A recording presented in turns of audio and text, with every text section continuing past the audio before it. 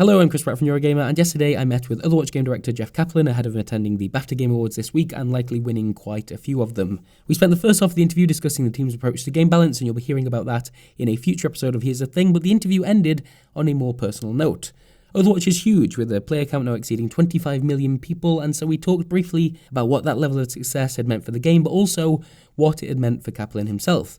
Thanks to the relationship he's built with this game's community via regular developer updates and his presence at BlizzCon, for many players, he has become the public face of Overwatch and to an extent, Blizzard Entertainment. After years of working in secrecy on both Project Titan and then Overwatch, I was interested to hear how he's finding this incredible amount of attention and, I imagine, added pressure, particularly given that just a few months ago, Blizzard's lore master Chris Metzen retired at the age of 42 and has since spoken about how that role, which he loved, led to him suffering from panic attacks and near-constant anxiety. What are the costs that come with being the public face of such gigantic projects?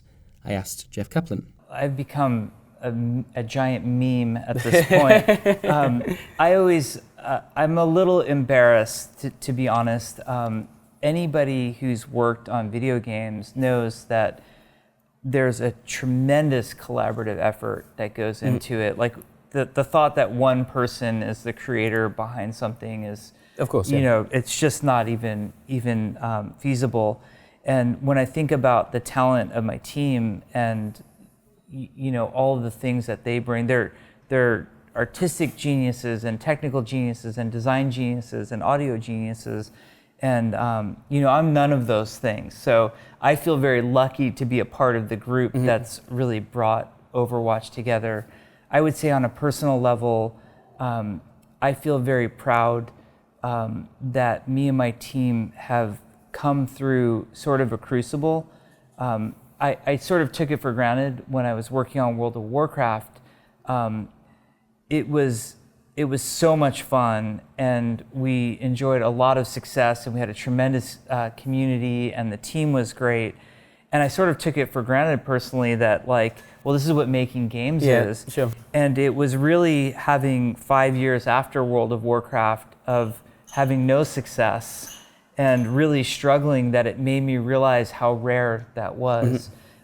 So I feel, much older now, and I feel a great sense of gratitude to be a part of something like Overwatch, which reminds me of what it was like in World of Warcraft. Yeah. And I'm so happy for my team members who maybe, some of them were along for the World of Warcraft ride, some of them weren't, but just to get to share in that experience, and enjoy a moment like this. Because I know these moments don't last, and they might not ever happen again. I guess, I was just particularly interested just because, we saw Chris Metzen, who shared a sort of very high-profile, public-facing sort of role that you do. He's since left Blizzard and talked quite openly about, it's not entirely a positive experience because there are added pressures to consider. I was wondering if that's something that you think about or have concerns about, if that's not too personal a question to ask. No, it's not personal at all. I think there is a lot of pressure.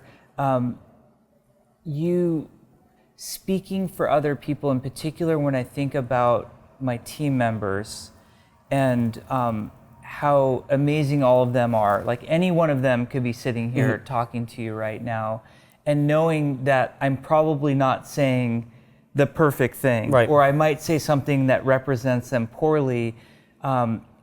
When those moments happen, you feel terrible, and you try to go back to the team and apologize.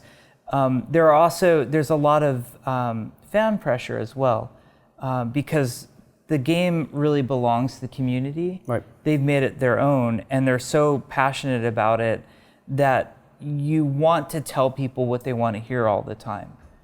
In this interview I mentioned, Sombra's okay, but she's not exactly where she wants. Well, there's somebody who's got 50 hours of Sombra on them who's really angry at me because I said that right now. So there is a lot of pressure, but I think, anybody who is attracted to working at a place like Blizzard or being a part of a game like Overwatch loves the challenge of that pressure. Right. I don't see it necessarily as a negative thing. I tease because I didn't start in games until I was 29, which I considered very old until my age now. Now I wish I was 29, and I realized that it wasn't old at all. But I always tease that I had a real job for 10 years, and so it made me more appreciative of working in games. But the types of jobs that I used to have were, you'd be looking at your watch going, is it 5 o'clock? Can I get out of here yet? When you work on something that is a labor of passion, which is what Overwatch is, I mean, I think me and everybody on my team, we eat, sleep, dream Overwatch. It's our core passion. It's our passion as much as it's our players' passion.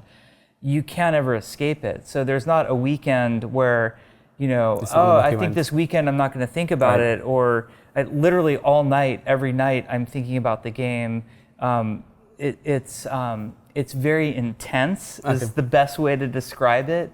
But I think the type of people who work on games like Overwatch, that's the intensity that they like and enjoy, and that inspires them. Cool. Well, yeah, thank you for answering that. I guess it's a heavy topic to end an interview on, but one that I guess more and more developers are starting to face. So yeah, appreciate it. Thanks, Jeff. Yeah, thank you. This was fun. Cool. All good. Thanks, Chris.